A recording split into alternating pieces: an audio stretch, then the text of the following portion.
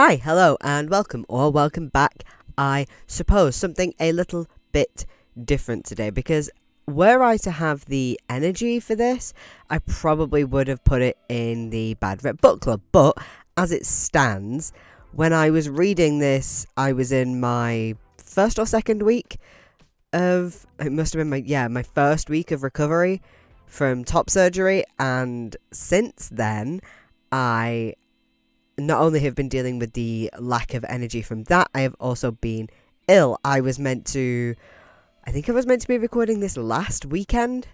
It's now the 2nd of October as I'm filming this, and I was meant to film this last weekend.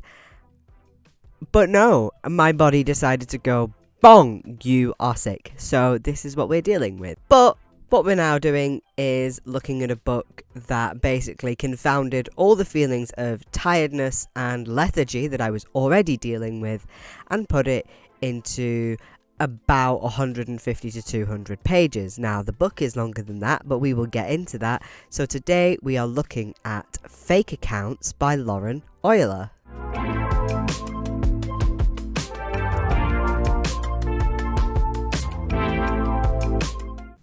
Creature.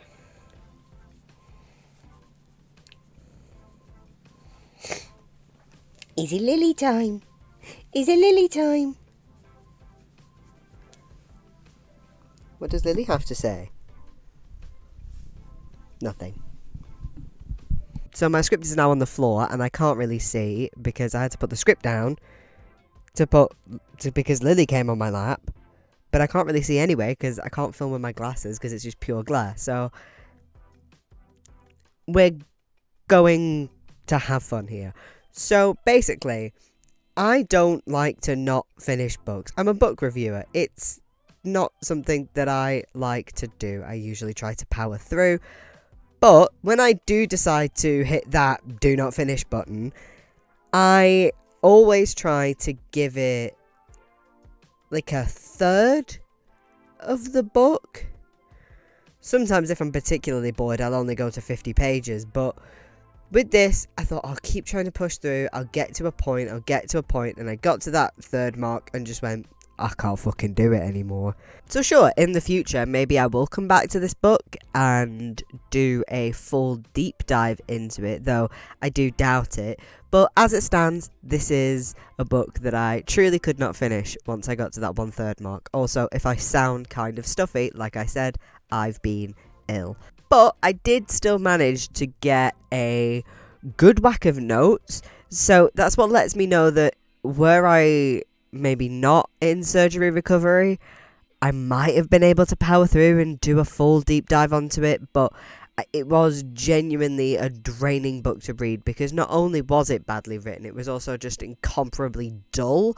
So, like I say, I still got a big amount of notes on it. So what I'm going to do is, rather than my usual deep dive, I'm going to talk about this in the way that I usually would with a Bad Rep Book Club, going through it chapter by chapter. But instead, this is more of a shallow dive. Beginning. Consensus was the world was ending, or would begin to end soon, if not by some exponential environmental catastrophe, then by some combination of nuclear war, the American two-party system, patriarchy, white supremacy, gentrification, globalization, data breaches, and social media. It's definitely an opener, not my style.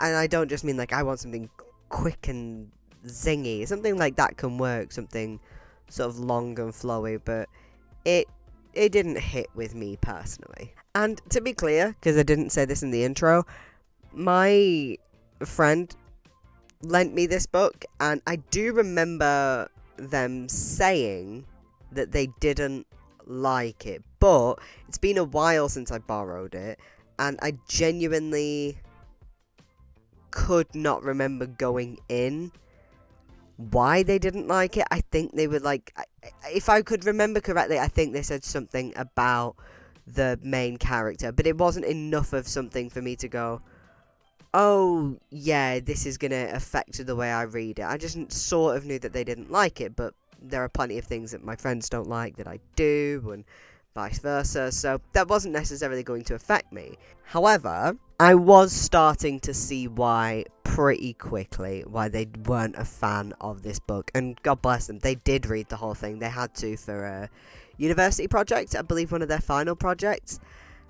I don't quote me on that, but I just remember them saying it was for a uni project, and yeah, I could see why. Like, the rest of that opening paragraph, it didn't make me optimistic for liking our narrator slash main character. Now, that might have been the point, and at this point I was like, maybe I'm supposed to think they're a bit pretentious and up their own arse, but maybe I'm supposed to still be on their side. I can't be sure yet. It's too early to tell. We'll push through. Though it certainly felt like, yes, she's meant to be a well-rounded character that's not necessarily either the most perfectly likable or completely dislikable. It did feel like we were supposed to generally be on her side. Also, let's actually get into the plot, because I know I'm quite... Hello again, Lily. Do you want to get back on my lap? Yeah. It is quite... I am quite sparse, I know, throughout this, because it's so difficult to care enough to tell you about what's going on. So basically, Hello. She keeps getting the urge to go through her boyfriend's phone, and it's this whole lead up to the moment she does so. Now, there's this whole kind of moral back and forth for her. Like, she doesn't really want to do it, but she feels like there's something going on. She feels like she has to. And 2, there's the obvious, wait, is this going to be cheating? It feels like this is going to be something else. However, the problem with point 2 is that if you've read the blurb, you already know it's not that. And while that's fine, blurbs, quote-unquote, spoiling something going on very early in a novel doesn't really matter. I do think it would have been nice to... Do you mind flapping your ears on me? It's not technically dramatic irony, because... You know, when I've gone into books blind, that's not something that the reader would know if they just read what's in front of them. And at the same time, it's like, sometimes things just being handed to you on a plate, it's just like, while we still would have gone, from the writing, you would still be going, is it going to be cheating? Is it going to be something else? But we are handed everything we need to us on the blurb, and I just thought that was a bit of a shame. It's fine, it's nitpicky, but that's what I do. So, and no, he's not cheating. Rather than this, it turns out he is a alt-right, a non sort of conspiracy theorist, and he runs a really popular page about all this stuff on Instagram. And it is harder for her to wrap her head around the idea that he is a right-wing conspiracy theorist nutjob than it would have been if he were a cheater. You can sort of go, well, anybody, even the best, quote, you know, like the idea of even somebody who seems brilliant can be a cheater, because, yeah, that makes sense that they were being all nice and wonderful to me because they wanted to keep me and this other person. But the fact that he's this, it feels to her so antithetical to who he is as a person. But she doesn't break up with him right away, which can't say that I would do the same. If I was seeing someone and found out that they were like, the Jews controlled the lizard people in the volcanoes in the center of the Hollow Earth, I do think that I might have to go get out of my house, but maybe that's just me. And I want to be clear, the concept, at least to me here, sounds interesting, because that opening bit is effectively what you find out in the blurb, that, you know, there's this girl, she's been seeing a guy for quite a while, turns out he's a conspiracy theorist. That's what you found out in the blurb, if I remember correctly. There might be a little more to it than that, but it sounds interesting. The writing lets it down, though. I think a better writer could tell this story better. Like, and I know that's true for everything, but I think you know what I mean. It's the writing is so pretentious. It comes off as really up itself. And like I say, I can't fully twig if I'm meant to hate the narrator in the way that I do. But Lauren Euler has certainly done a really good job of making me not be able to stand the narrator one bit. So they're on one of their usual date nights, and she's busy trying to figure out what to do. I still recommend this restaurant to people. I harbour no complicated feelings about this restaurant. Why would you? It wasn't the restaurant that turned your boyfriend into a conspiracy theorist, is it? We had once been in on it together, or at least I'd thought we had, and it had felt good-natured and fun. But now it just seemed like a way to assert intellectual authority over and never-to-be-witting strangers. And she's talking about how her boyfriend makes up these inconsequential lies. Hello, Lily. So the thing that they're in on is the idea that her boyfriend does this thing where he, like, makes up inconsequential lies to tell to, like, random strangers. People, like, service staff and things like that. Is that the right word? Service workers? Like, waiters and shit, right? And it's like, he'll tell them that he's got a degree from here, he'll tell them that he's from there, that sort of stuff that doesn't actually make sense, it's just a stupid joke.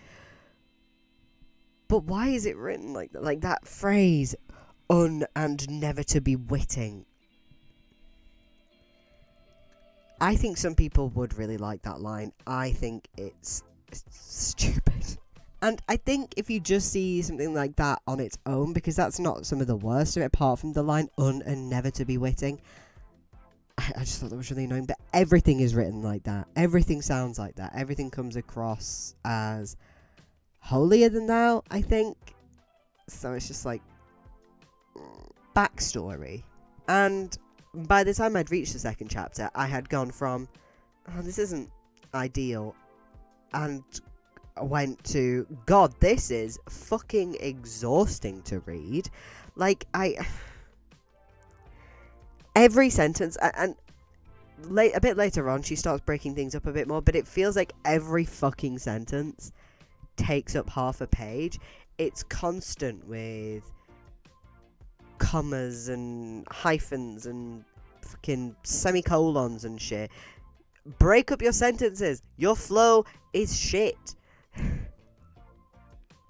Think about it, right? So when I talk to you here, some sentences are going to take up what would effectively be a page. Other sentences would be less than a line. I think that's how natural speech works, and I like to think that I'm a pretty good speaker. I mean, I'm better when I have learned a script rather than vaguely going off it, but I'm not a terrible speaker overall. The thing is, I'm not trying to sound deeply pretentious, and while I imagine that Euler isn't trying to sound deeply pretentious, she is. And when all of your sentences are structured exactly the same, it makes them sound boring. There is no flow to it, rhythm to it. It makes everything just feel like it's fucking dragging. And obviously the written word is never going to be exactly the same as speech, but a tip to writers, I say this all the time, read your shit out loud. If it just feels, if it's starting to feel monotonous, and what I need you to do as well is sometimes get other people to read it, because you know where in your head you've put emphasis. Like, when I write in my actual, like, prose and novels and stuff like that, I've never actually finished a full novel, but when I'm writing short stories and things like that, I make sure that if I want to put emphasis on somewhere, I make it happen. Just putting it in italics is the easiest way to do it. Or I do the same thing when I'm writing my scripts. There are little things, I can't write italics when I'm writing by hand, but I'll just put two little stars. Two little asterisks either side of a word, because I know that I want to put emphasis there, because that's important. Your novels don't necessarily have to sound like a full speech by an incredible talker, because it's not poetry. But many readers do read a book hearing the words in their head as if somebody is saying them, be it that being their own voice, be it the imagined voice of a narrator, especially if it's a first-person narrator. But that's not what I'm getting here. I'm not getting a decent voice in my head. I mean, obviously, there are some readers who don't get that, so it's not going to affect them. But it felt like the voice in my head that reads the books for me was getting bored and was starting to fall asleep.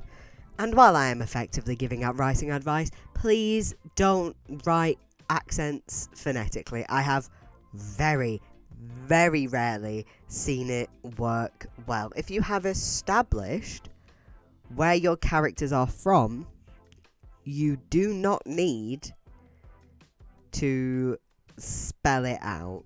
If I wasn't getting enough red flags from our narrator, as much as her fucking conspiracy theorist boyfriend, that's not fair, but I got the line. Though, I don't know if I've ever intentionally mingled with women in my life.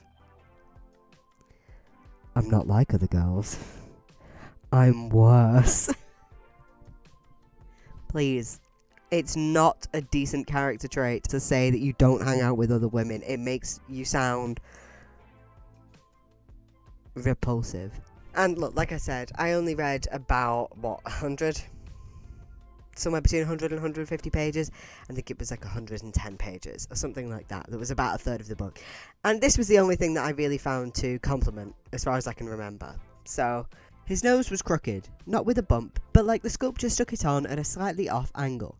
Maybe initially as an accident, but finding it was actually better this way. I like interesting ways of describing people that don't come off as too try-hard, and for me, that didn't come off as too try-hard. Now, obviously, it is intermingled with the rest of the book where I think it's trying to sound like this. It's trying to sound, yes, that is a little bit pretentious, but it's a bit artsy. This is very much the sort of, I wouldn't put this in the category of literary fiction, but I think it's trying to be, and that's why it sounds like this. But yeah, that description does get a compliment from me. I thought it was fun. Unfortunately, it is then followed by the line, lips of normal plumpness, because that means anything. What is normal So, the narrator is talking about when you get a message on your phone, whatever kind, anything like a WhatsApp or anything like that, that has, like, the ability to see whether somebody's read the messages. She's talking about that. She's talking about how she gets a message from somebody and she can see it on her notification bar on her home screen. Except she really goes into detail about the red notification, effectively, and it spans over the course of not 2 whole pages. Effectively, if you put it all together, it would be about 1 full page. It does not take that long to describe it, and also, most readers going into a book about social media understand how social media works. Once again, I am confronted with an author who thinks her audience is fucking stupid. And I'm sick of it. And when I got to the end of that whole, red notification bit, I literally just went, oh my god, shut up! Out loud. And Lily was sat on my lap, and she thought I was shouting at her because I had raised my voice, and she doesn't like loud noises because she is a baby. So now, I hate this book forever because it made me scare my cat. So, fuck you, Lauren Euler. I will never forgive you for your crimes. And when she gets home after this trip, we found out that the whole time she just had a boyfriend back home. Never mentioned it once, at least not as far as I could tell. And both emotionally and physically, she has cheated on him. She has slept with the conspiracy theorist, and she has had an emotional relationship with him, and she just never thinks it's a good idea to tell the audience that this is the sort of person she is. Again, am I supposed to be on her side? I genuinely can't tell. And fine, morally grey or whatever characters work well, but or like well-rounded, because this is a normal person and no person is perfect in one way or the other. But good writers can let you know whether on the whole you're supposed to be following them as a positive or a negative. And as I got to the end of this chapter, it was when I went, okay, I'll get to, a third of the way in, and if I cannot find a way to be actually interested in this book, then I'm just going to have to DNF it. I was already really tired due to surgery recovery, and that certainly wasn't helping. This was before I'd even had my binders off that I had finished this, I think. I have it now. I'm completely binder free and dressing free. It's great. I'm titless, baby. It's fantastic. But at the time, yeah, I was knackered. I'm perfectly normal now, apart from being kind of sick, but that's unrelated. Middle. Something happens. The people at my yoga studio, which was on the more bourgeois side of my neighbourhood, were primarily white women living in Brooklyn. And although I too was a white woman living in Brooklyn, I of course did not identify as such, since the description usually signified someone selfish, lazy, and in possession of superficial understandings of complex topics such as racism and literature. And at that point I was just like, right, surely I am definitely supposed to dislike her then. Because there is no way I am supposed to read that I'm not like the other girls bullshit and go, oh, I'm supposed to like her. At least that makes sense in like YA and romance fiction, where it's like, oh, I'm different because that's what makes me stand out to this boy. But that's not what this book is. It's A, for grown adults, and B, not some pick-me bullshit, look at me generic boy who is so incredibly wonderful. Pick me over the others because I am different and special, because I have a messy bun and wear Converse. So this was set just after Trump's inauguration, and because of this, the narrator is getting ready to go to DC to go to a women's march, and we are now back in the sort of present. She's now aware that her boyfriend is a conspiracy theorist, but still not ready to break up with him quite yet. Point in time. And she plans on breaking up with him after the march once she's back home. And honestly, I was hitting this point where I'm just like, I don't think I will. I mean, I wrote down here, like, I'll look back on it in a few months and go, I remember that I've tried to read it, couldn't tell you anything about it. It's been a few weeks and I'm already getting there. It is becoming a blank. Yeah, I remember reading that. I remember not really liking it that much. Completely unmemorable. Like, at least most bad books are that. They're memorable. You asked me to talk about any given book in Bad Rep Book Club. Even the very rare ones that I went, oh, I actually really like that. So, like, Eat, Pray, Love isn't great, but it's not the worst book I've ever read, and people talk about it like it's some horrendous, like, scourge on the fucking literary canon. And, like, I remember with Atonement going, I actually don't really know how I feel about this book. It's not that I didn't enjoy it, but I didn't find that particularly memorable, but it wasn't a bad book overall. But most of the others that I've either written about or spoken about here, like, I remember when I was doing, before I was with, rest in peace, Bits, Bobs and Books, I wrote about 2 of the Onision books, which he has a third fiction book, and I know he's written a fucking biography. I'm sure I'll get onto either of them eventually. But I remember how bad they were. I remember how fucking insufferable his writing style is. Same with the obvious 50 Shades, the 2 Twilight books I've read, After, any given bad... even the ones that were like Spanish Love Deception. I could talk about it for a long time because it's just like, I found that frustrating because it could have been a lot better. This, blank slate in my memory banks. It's a book that I have read, sure. That's about it. This isn't in like a written thing, like an email, or this isn't anything that she's done in like the whatever it was, like 90 pages before this. She just starts using WRT, as in with regards to, in her normal prose dialogue, not dialogue, like her normal just narration. And I was like, what? Why are we suddenly doing this? Because if you'd done that from the start, it might not have been a style that I liked particularly, but it might have worked. It might have, you know, she works in quite, I think she works in advertising?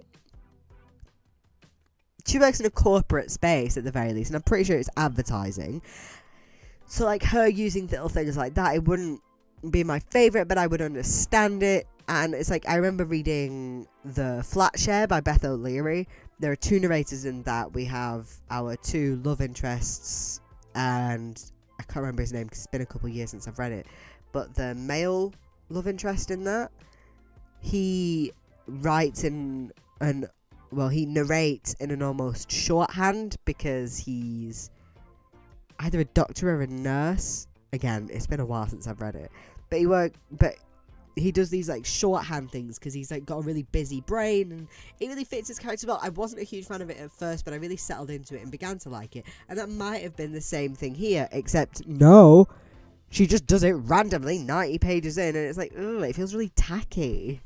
And then the narrator, so this is after the march, the narrator and the friend she's staying with there are out for dinner, and she says, I told him he shouldn't be rude to service staff, and he replied, it's okay if they're white. At which point my eyeballs felt like they had rolled entirely to the back of my skull because I was fucking sick and tired, because I was like, well, at least we've got like two characters who are kind of insufferable. Oh wait, no, you're all insufferable. You're all fucking insufferable. And I was just like, just get me, we're close to the end, get me to the 1/3 mark. And while they're out on this dinner, she gets a call from the conspiracy theorist's mum, and turns out he's dead.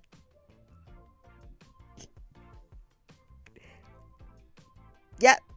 And I just went, oh, so what's keeping me here then?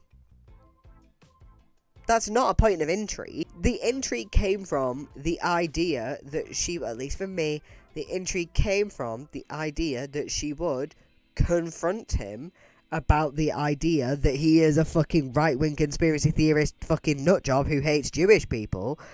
Well, I think that comes with the territory. But he's dead now, so what do I have to give a shit about? And I spoke to my friend once I'd finished this chapter, and they said, like the person that I borrowed this from, and they said, oh yeah, he faked his death. And I was like, oh cool. Didn't make me want to read on and find out how, why, whatever that happened. Not even somebody telling, because like, yeah, that is a spoiler, I don't care. Don't read this book. But it's like not even a, oh, that, because that could be intriguing if there was a hint to that anywhere, and obviously there would be if I carried on reading. But you gave me an out that I was desperately seeking because this writing is already insufferable, and so he died, and I went, oh, I fucking finish it there then. So from what I read, obviously I don't recommend this book. I mean, feel free to give it a go. I think it's just a case of the concept had legs, but Lauren Euler decided to break them. Soon I'm just going to be reading, I've got a library haul, which you will be seeing soon. I'll be putting that on my shorts and on my reels and stuff, and I'll be reading from that mostly because I just want to read some more autumnal stuff, and that's most of what's in there.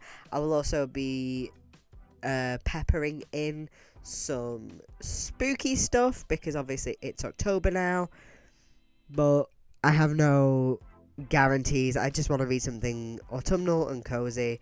I think I might be reading some Stephen King because I borrowed that from some of my friends. I might be reading that next. Actually, no, I'll be reading next. I will read Mrs. England, because I borrowed that before and didn't get a chance to read it, so I want to read that now, because I borrowed it just before my surgery, and I just sent my books back, because I didn't want to have to. I can renew them online, but obviously you have a renew limit, and I didn't know how long I was going to be out, so, but we're fine. So I'll probably read Mrs. England, then I'll get onto the Stephen King books that I've got. I know I've got Misery and Pet Sematary.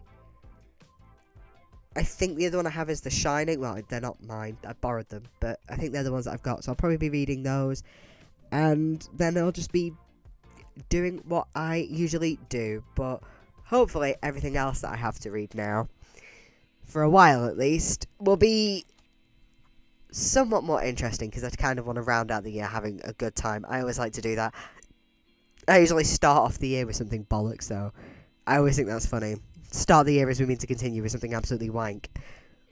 But at the end of the day, I genuinely hope you find better things to read than this.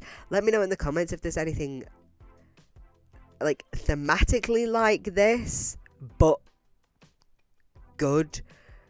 Feel free to like, feel free to subscribe, all of that good stuff. And I hope you have a wonderful day, a wonderful night, a wonderful whenever you are watching this. Take good care of yourselves. Right.